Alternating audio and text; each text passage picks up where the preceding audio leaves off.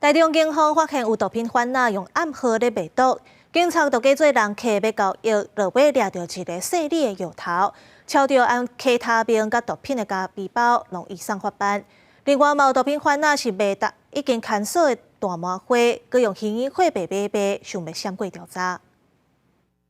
再往前对。 药头发现要来交易的买主，原来是卖铺的警方，拄想要塞车人港，都被警方团团包围。触犯毒品危害防治条例，然后我们现在依法逮捕你，你可以保持沉默，不用违自强来。知影已经走袂离，药头只好就范。警方伫车内详细敲吹，吹到13包K他命，也阁有34包顶悬印光体人多样的毒咖啡。 台中市5分局的警方伫网络发现，有非法的集团用特定的代号来卖毒，含药头约定交易了后，上准时机，把这个细粒的药头掠起来，检方也以贩卖第3级毒品罪嫌该起诉。发现假冒知名泡面品牌发送贩毒讯息，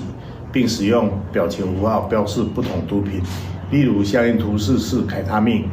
那缉毒同仁乔装买家约出交易，并在周边埋伏。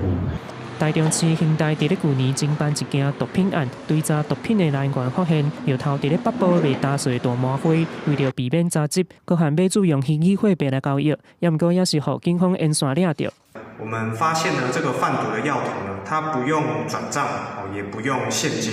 它为了躲避警方的追缉呢，它跟买家的交易全部都是用虚拟货币。